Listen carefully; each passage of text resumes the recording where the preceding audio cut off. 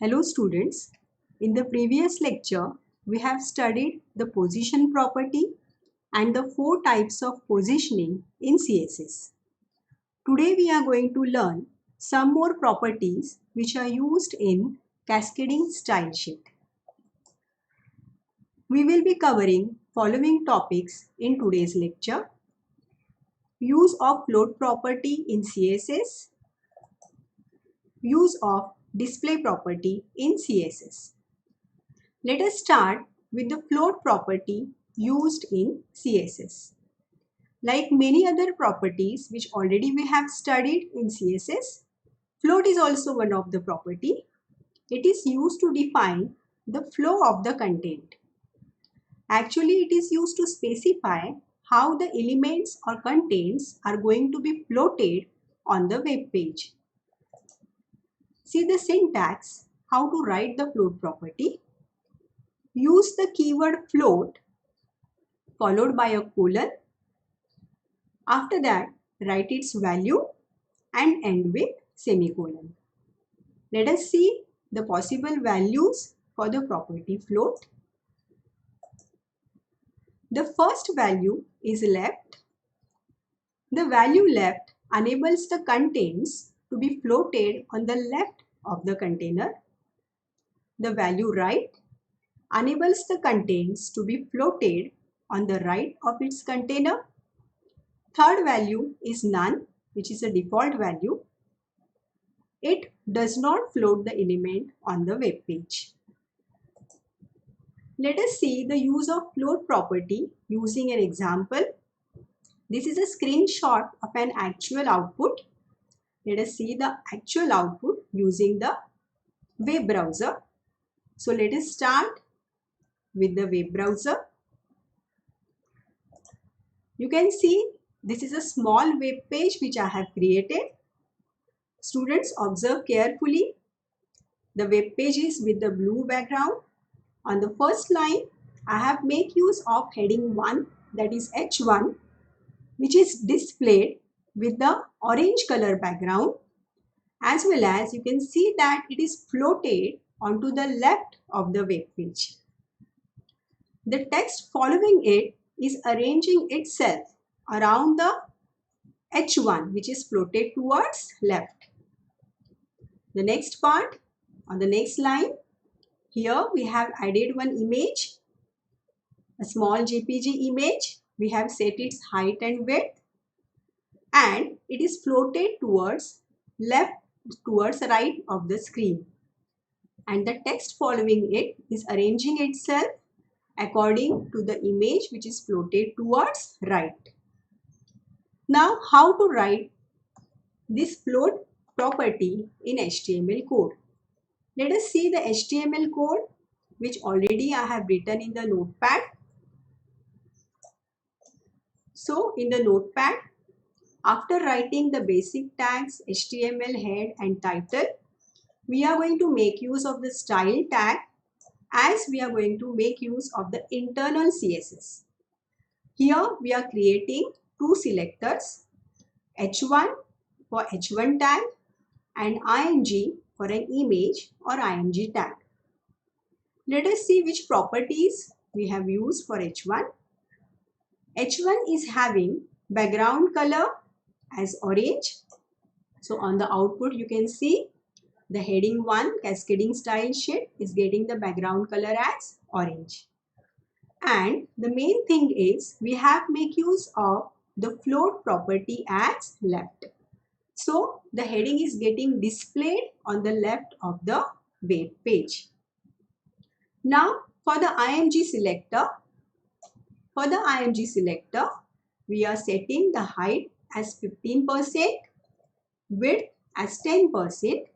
So that height and width is applicable for the image, and the important part is the float. The property float is having the value as right. So the image is getting displayed on the right side. It is floated onto the right side. Now let us see the implementation of this selector in the body tag. So in the body tag, first we are making use of H1 tag we are writing H1 as cascading style sheet.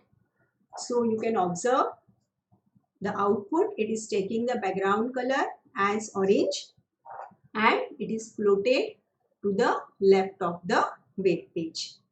Now observe the paragraph, or rather the text written in the paragraph. It is arranging itself according to the floated text. Okay. Now the next part is the image. We have placed the JPG image by making use of a IMG tag. Okay. Now for IMG selector, we have make use of height and width. So it is taking that appropriate height and width, as well as we have make use of the float property as right. So it is getting floated onto the right of the web page. Also observe the paragraph, or rather the text following it. The text rearranges itself according to the image which is floated towards right. Okay.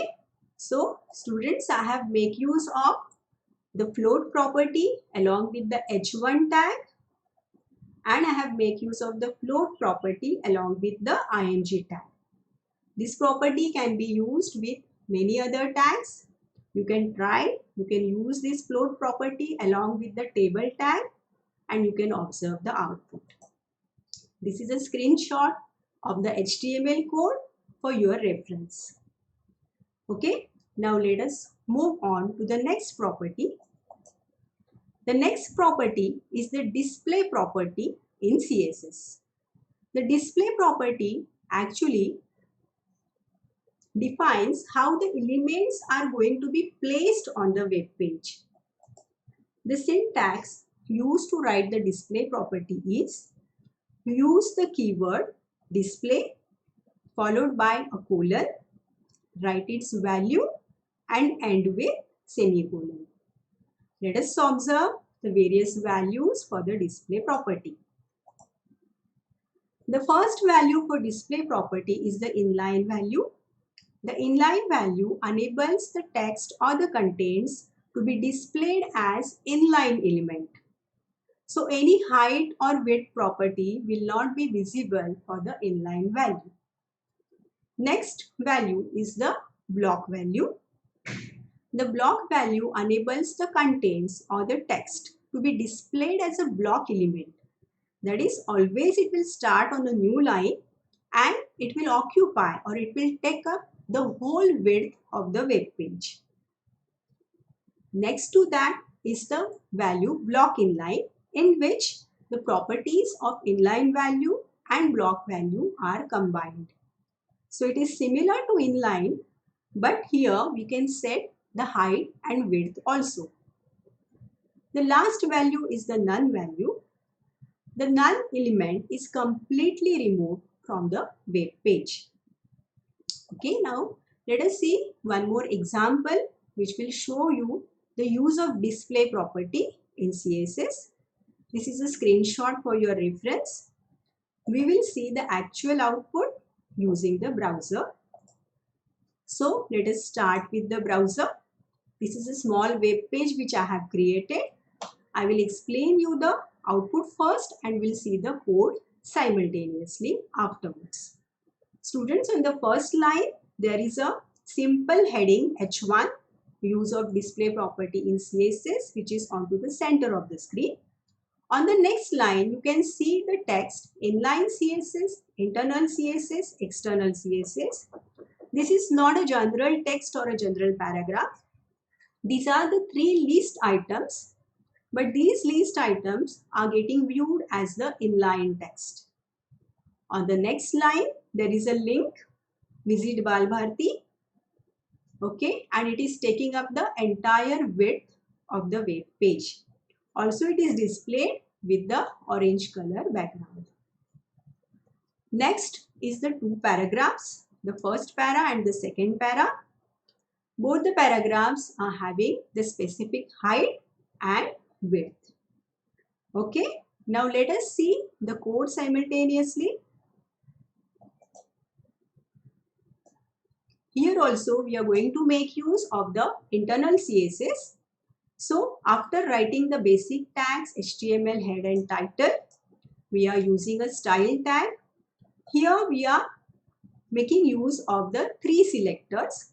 First is li, that is for the li tag, list item. For the list item, we are making use of a display property along with the value inline. Next is the anchor tag, or rather the A selector for the anchor tag. For the anchor, we are using the display value as block and the background color as orange. So students, the link will be displayed as the block element. So it is taking up the entire width, as well as it is getting displayed with the orange color background. Next is the P selector, which is used for the paragraph tag. For the paragraph tag, we are using the display value as block inline. So here we can set its height and width. We have set the background color as yellow. It is visible on the output. We have set the height as 20%. You can see height for the paragraph is 20%, and we have set the width as 50%. That also you can check. The width of the paragraph is 50%. Okay, now let us see how to implement this, how it has been implemented in the body section. So in the body section, as the general H1 tag we have used, which is onto the center. Yes, use of display property in CSS. After that, I have created an order listing. So for the order listing, I have created three list items: inline CSS, internal CSS, and external CSS. But as for the li, we have used display property and we have set the value as inline. You can check it on the output that they are visible as the inline text, not as the list item. Clear? Now just move to the next part. The next is the link. So for the link, we are making use of the anchor tag. So make use of the A tag along with the href attribute. Now how the anchor tag or how the link is displayed with the background color orange, and it is taking up the whole width or the entire width of the web page. Why? Because for the A selector, we have used the display property as block. Okay. Now let us see, let us observe the paragraph tag. For the paragraph tag, the first paragraph and second paragraph, both are getting displayed with the yellow color background with the height as 20% and width as 50%. Why we are able to set its height and width? As we have make use of the display property and the value is block inline. So students, I think it is clear to you how to make use of the display property and how to make your web pages attractive, how to arrange your contents. So in this way, both the float and display property are useful in creating web pages.